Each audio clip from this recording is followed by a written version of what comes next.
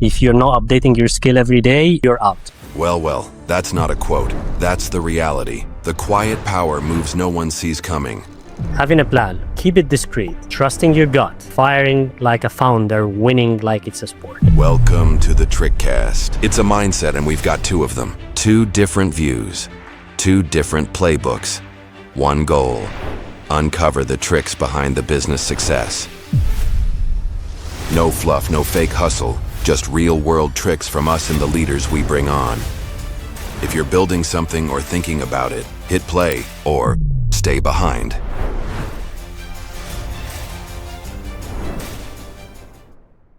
All right, and we're live with another episode of the Trickcast Boardroom Scholars and Magicians.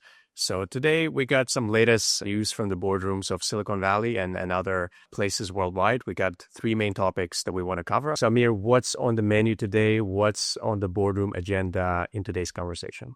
Good morning anyway. It's always nice to see you, Alex. Today we have Elon Musk suing Sam Altman and OpenAI again, but now this time he's also suing Apple. I like this story. I like what's happening there. OpenAI acquisition of Statsish. I hope I'm pronouncing it right. And laying off Salesforce. Very interesting three topics. Still round and around what is happening in AI. All of this shape around us. What do you want to start with? Yeah, let's start with Elon and the whole Sam Altman and Apple drama. So again, I think both of us spend quite a bit of time on X. We follow, I think, all of those events in real time. And what are your thoughts on Sam Altman? I think I know the kind of level of respect you have for Elon Musk. So it's kind of interesting that he's always claimed that Apple's got a lot of bias whenever it comes to having almost a monopoly over the App Store. Most of the users, especially in the States or let's say in the Western markets, I believe iPhone is still the largest share of phones use, of devices use. So if you got this gatekeeper that's setting the rules for what not only gets into the App Store, but what actually stays at the top of it, could be seen as problematic, especially now that they're partnered with OpenAI. So yeah, what do you think about that in the first place? And maybe we can go from there. I think Apple created Apple Store. People loved Apple Store. And it's free market. The fact that Apple is actually having that control, it's their business model. And I find it very hard to try to sway Apple from getting the benefits of their Apple Store.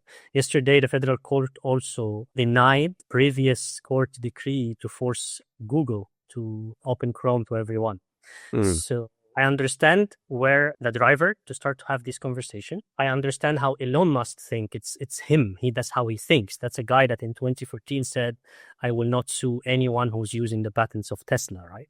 So, and then let Tesla patents being used everywhere. I still think it was a very smart trick from him because then his chargers became the global standard for cars, somehow like how Ford started building roads. So Elon needed batteries, but that's for another conversation. What I'm seeing here is that Apple is a closed ecosystem style, but they have a trick. And Elon is an open ecosystem style, and he has his own trick. Sam Altman in the middle adds fuel to the fire. Yes, exactly. In my view, he is still premature. He's Mark Zuckerberg 20 years ago. That's a good way to describe it. He's still finding his way in business. He's definitely a brilliant engineer. What they have done with OpenAI is great. Let me ask you one thing, Amir. Have you ever watched Sam Altman's long-form interviews that are like 2-3 hours? On Lex Friedman's podcast, on other shows. I think he was on Joe Rogan's as well. I don't know if you got a chance to actually listen to him. Yeah, pieces of it, but not full. Okay. He talks for 3 hours. He doesn't say anything. He's the perfect politician, right? So to me, I think it's quite obvious that there's a lot of power plays from his side, right? You see what happened they went from a non-profit open source to for-profit closed source, where you basically get rid of anybody even within your company that disagrees with your safety or whatever the case may be, right? With AI say. So I think is a lot of almost, shouldn't say kind of a bad word, but traits of somebody that I don't think I want to run the AI that's potentially going to be working within governments, working within, serious companies that we use every day. So to me, I automatically have a distrust for the guy.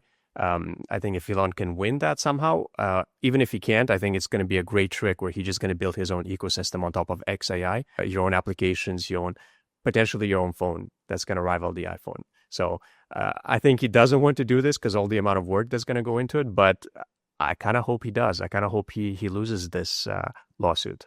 I need to form my opinion about Sam Altman more, to be honest. I have my negative feelings on the whole setup, and actually seeing the team spilling out from around him. And talking about Sam Altman, I have something ringing in the back of my head. Another podcast, it's called Good Bad Billionaire. And the theme of that podcast is you start actually discussing the style of few of the billionaires. And at the end, the two hosts, amazing hosts, they start ranking whether the billionaire is good or bad or just another billionaire. I think Sam will be bad billionaire in that podcast. And but unfortunately or fortunately, he's sitting on a very strong agenda. But I also have trust in Microsoft. OpenAI is the proxy of Microsoft. And Microsoft, you can say a lot about it, but Microsoft knows how to be sustainable, great business. And they still own the spirit of the founder, if you can call it this way, who, by the way, came on that same podcast a little bit on the edge of. But Microsoft they know how to run business and they know how to keep it intact. What are the lessons for us here from this whole story? I would first look at the angle of Apple, actually, if we're talking about that whole story. Apple, unlike Microsoft, their founder is not there yet. Is not there. It's late Steve Jobs was amazing, was inspiring. But what's happening now reminds me of what Steve did when he came back to Apple. Microsoft was like on the top. Apple was really like done. And I remember when I saw his speech, he said we only have 3 things, but one of those things was our partners. What he meant there was this $150 billion deal with Microsoft when he signed to start bringing Microsoft Office to the Macintosh. And do you see the barrels here? I mean, if you can produce something in-house, find a partner, give them some kind of a shared incentive that you're both aligned on, and it's going to buy you some time to focus on your strengths, potentially. Yes, exactly. So I think Tim Cook is taking one page of the book of Steve and saying, okay, I missed the bus of AI. Let me catch up. And who is my trusted partner that I deal with every time? It was always Microsoft. And I think this deal is a Microsoft deal. Now, whether this deal is monopolistic or not, you can say that now about X, really, as well, on Elon Musk. Now, if you take the side of Elon Musk and I see what is the lesson coming from his side, what I really love about this guy is like he would take a dog fight when you have to. And he's taking it. And whether he wins or lose, he's coming on top anyway, because like now people are talking about XAI. He's definitely playing the politics and the PR on his own angle. So I'll take 2 lessons from this story actually today. First one is get out. Find your ecosystem. I like the concept that Elon called it first party, not even a third party integration that they're doing with ChatGPT, which is true. If you can do it, find someone, do it with them, or do it with and move on. On the second lesson I would take, of course, don't back away from a dogfight. If you think that something that is yours taken off, just fight. It's yours and you worked hard for it. So 2 masters are actually playing their own mastery around us and we're lucky to win in reality. So it's going to be interesting to see what happens. And just so we're have time to cover everything, the Salesforce news. To be honest, I don't personally follow Salesforce too much, so I think you'd be a much better expert to break this down. What's happening there, other than the layoffs? What is the situation at Salesforce? It's another story of another leader from my point of view, Mark Benioff of Salesforce. He started working on his AI in 2014. 2014, like really, like we're talking about 11 years ago. And Einstein AI, the platform, they released on 2019, and Einstein GPT was like there. So you see, you have seen it coming a while ago. In comparison to Intel, when we talked about last week, like you can see the parallels here, like or the odds, the differences between both of them. Like Mark is coming from far. And he's planting seeds of what he thinks might grow into a tree. Exactly. And the funny part about this story, it is Salesforce laying off Salesforce. Like and replacing it. 50% of the work now is done by AI. So what we have seen happening earlier in the world and all the worries are coming true. And but from business angle, like Kodos, I think they are they saw it coming, they got ready for it, they prepared for it, and that's much more scalable than what you can do with 4,000 agents in reality. So imagine the magnitude and the efficiency and clear strategy. that he has been doing. And look at the two strategies of AI that we're seeing here. Like Salesforce came head on, prepared, planned, had the plan, and now they are reaping the benefits of it, and they were clear. They are moving to become an AI company. And Apple missed the bus of AI, or late as they are, but I think Apple also, like the visionary thoughts of Apple is not on the table. But they decided to grow out and just bring on the people who have done it and integrate with them and work on. There's no need to miss the bus here. I cannot sell an iPhone now without AI. So two different tactics, two different ways of doing things. Sad story for the layoffs. But yeah, and I think there is, some light at the end of the tunnel. Maybe we can keep this for another topic. But a lot of people think that, again, I heard a podcast recently where in traditional capitalism, it's kind of considered almost like a zero-sum game to a certain extent, in the sense that we have limited resources. We try to kind of divide up those resources. Of course, capitalism does create more wealth. So, kind of the rising tide raises all boats, as the saying goes. If you think about AI in general, like there's a lot of people deep in the space that believe that you could have some kind of UBI just by being a citizen of a country that's, let's say, on top of AI, right? Like every US citizen could receive X amount, 5,000, 7,000, 10,000 per month just because they're a citizen of the United States, as an example. So there is a lot of room for abundance, right? If you consider all of the stuff that can be unlocked with space exploration, some deep tech in terms of asteroid mining and stuff like that. I mean, we can add trillions and trillions to, let's say, the traditional measure of GDP and wealth, right? So I don't know, maybe your last thoughts on this before we get to the last topic? My point is that this is, I'm trying to pause and go with a time machine back to the time where the machines were created. And I would actually think that it would have been the same conversations. When the combustion engines and the steam engines started to be introduced, I'm sure people were protesting that this is replacing the handwork. Of electricity is replacing the candle lighters in the parks. The candle lighters. And that's how it is. That's the evolution. A new industry will actually wipe another industry. And this is how it works. And I think here there's two roles. And my final thought in here, you are responsible for your own destiny as a person, as a talent, as an individual. Don't let the bus miss you as well. Like we all seen AI coming. We have all seen AI coming. And again, I would say, I don't mean make it in a deep philosophical way. For some people, career is not the aim. For some people, it's a mean living. And even there, I would really invite them to get inspired by the third news that we're going to talk about today, and get to see how they can restart their life. No restart. It's hard to say that about Vijay, but we'll talk about Vijay later. And how to actually update yourself. Don't miss the musical chair. I love the metaphor of the musical chair. When the music stops, you have to find the seat, and that seat is on you. Corporates and big companies, you also have a responsibility. I don't like how Mark is talking about the layoffs. Mark Binoff here. He's talking about it as a success, as one of the best moments of his life. The human part of his conversations is really lagging, anti-sympathetic to the situation. And I would say, sir, it was also your responsibility, since you have seen it head on, to start to find somehow to repaint the skills of your team and get them ready to hear. Not saying everyone can fit, but some could have fit to find another job in a different talent. 10 years is enough to could have actually upskilled, reskilled, adapted. Reskilled stores. I still don't know what happened inside. Maybe the remaining 5,000 employees are the ones that were upskilled. We don't have the full inside story. I hope you have done that, or I hope Salesforce have done that. Again, the talent is responsible. We are adults. We are responsible for our own destiny, and we should see it coming and actually upskill ourselves. Yeah, totally agree with you on that.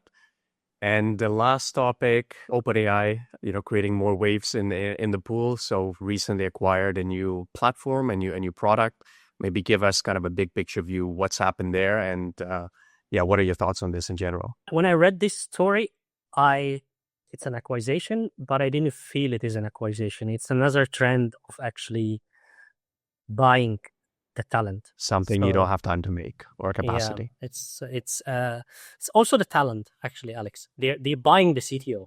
There have been like you need to put this 4 or 5 names on the same bot and start to recycle them now. So you're talking about Vijay here, and then we have Mira Murati and Mark Zuckerberg and Sam Altman, and there's a big parallel between Mark Zuckerberg and Sam Altman. You feel like they are almost somehow, I feel they are brothers or something. Both of them were supported by Microsoft in the beginning, by the way. So, and that's how they came up. But the story here, there is a CTO missing. Amira Murati really lifted the gap and she took her team and went to us. Mark Zuckerberg tried to onboard her, the thinking machines, acquire thinking machines into Meta, $1 billion ticket. Now it looks like this is now the standard price, the $1 billion ticket. And then Murati and her team said no. Then Zuckerberg tried to acquire the leadership team of thinking machines, and they all said no, and I think it was $1 billion as well.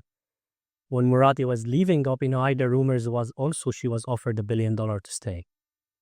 And now there's a lack of technical leadership in OpenAI, and here comes where I can see an amazing talent, Vijay. I mean, I have another perspective. Sorry to cut you off. Go ahead. I think it's kind of relevant as well because lately I've been working with a lot of deep tech companies, especially in Europe. You know, they're trying to stay ahead of the curve as well with all the AI investments. And especially a lot of them recently are from very heavy R&D and research background from labs where 60 to 70% of the companies are basically PhDs that are dealing with algorithms and stuff that's way over my head, like real world physics, material sciences, medicine, genome sequencing. And what I noticed that recently they're looking for people who are able to productize very research intensive products. So do you think it could be some kind of a plan actually improving the product? Because you look at, I love Perplexity, I use XAI, I use all of them, right, for different purposes. But the interface is still very similar, and there's still, I believe, a lot of room to improve on it. Like there's other kind of agentic browsers like Manus AI that I love. The reasoning, the way things are performed in the kind of like through a Docker kind of a setup, it's pretty cool. So I think there's also a lot of room for products to be improved from a UX UI perspective as well. And given that this is an A/B testing platform, this guy did spend, a decade at Meta as well. I think it could be a big way as well to improve their product in general. What are your thoughts on that? 100%. Actually, this week we launched our Quality Labs. Congratulations. For Quality. And it's as if you are reading the announcements of the launch of Quality Labs. So AI is so raw. Like I think the phase of AI now, it reminds me with the dot language in the beginning of computer. So Microsoft DOS, literally. And that's where we're dealing with now. It's very, very, very dull. Working in terminal, basically. Yeah, but what I really think is the 3 most important domains in this area now is AI factory in general, and converting it into use cases. The big gap is UI UX, 100% on. And then what is in the middle is quality assurance and A/B testing. And that's why I like that. Like for me, Vijay is visionary in his own angle. It might look boring for others, but he focused on the A/B testing and starting how I make sure that whatever feature, whatever UX, whatever UI UX, for people who doesn't know what is A/B testing, it's just a simple way to confirm that the product is working. A simple word. It's not a simple way. At this point of time, if I'm in the shoes, there is the R&D conversations around fixing how actually AI would look like and the brain behind AI. And let's call that the back end. But then the UI UX definitely need a lot of work. And then the quality assurance part, including the testing to confirm that these all will gel together and also be human related. Like it needs to work at the end. Those are the 3 domains in Quality Labs. But back to Vijay, because I really like the guy and I wish one day we host him here. 20 years career. Climb ladder, 20 years to VP of Meta, coming from Microsoft and Meta. Then he saw the window on the A/B testing, and he went out and listen to the number. It's 1 trillion tests per day on his platform. This is a guy who knows quality and who knows how to operate at scale. And that's actually the part that most of the AI engines are reading that. And look at the angle where actually also OpenAI are filling the gap of the missing technical skill. And finally, they narrowed down on this is what we need now. Those are the priorities. We need a person who knows how to operate at scale. This is the point of time where ChatGPT, if it falls down or if it's on an outage, many people will feel it. Not just a commodity, not just a luxury good anymore. It's not yet a critical infrastructure, but it will be felt if it goes down. So you're bringing some really well experienced with a strong background, corporate career, and then left the corporate and went into entrepreneurial and created a company that in 3 years is a unicorn and acquired by the biggest hype in the world. So kudos to Vijay. Again, he saw the window coming. And if we link this story with what we heard before, he knew when to stop what he's doing and start doing something else. And I would like to hear it from him. We'll invite him one day. So that's my perspective on this story. Amazing story. I hope that we see this evolving on the right direction. Well, we'll definitely keep an eye on this one and hopefully have it as one of the topics in an upcoming episode. But yeah, any last parting words, Amir, before we wrap this one up? I would definitely use the angle again of it's never too late to leap into entrepreneurship. 20 years plus experience with corporate leads, when they go to entrepreneurship, their potential of success is much higher than early entrepreneurs. So you don't be shy, don't be afraid. Go, roll your sleeves and go. Like worst case scenario is still sterling brand in the market and you can get back to where you need. The second thought, which is the same between the story of Apple going to have a first-party integration with ChatGPT and now OpenAI acquiring a company to take the talent. So they took the function and the CTO by this acquisition. Ecosystems and partnerships and the fight for talent don't have ego. Don't say I would like to build it my own. I would like to in-house it. I would like to do it this way. I'm sorry, who are you? Like Apple noticed that they couldn't do it and they decided to outsource it. So focus on what you can do best. And if you cannot, partnerships, acquisitions, integrations, this is the right way to do. Just do it. I don't have to repeat it a lot. Just try to read the market, read the signs. It's always telling you what is happening. And the Salesforce story was great angle here. That would be my 3 thoughts, actually, Alex. Cool. Well, I think that was definitely very action-packed and advice-packed. And yeah, look forward to the next weekly catch-up, Amir. Yeah. Thank you. Stay well and speak to you soon.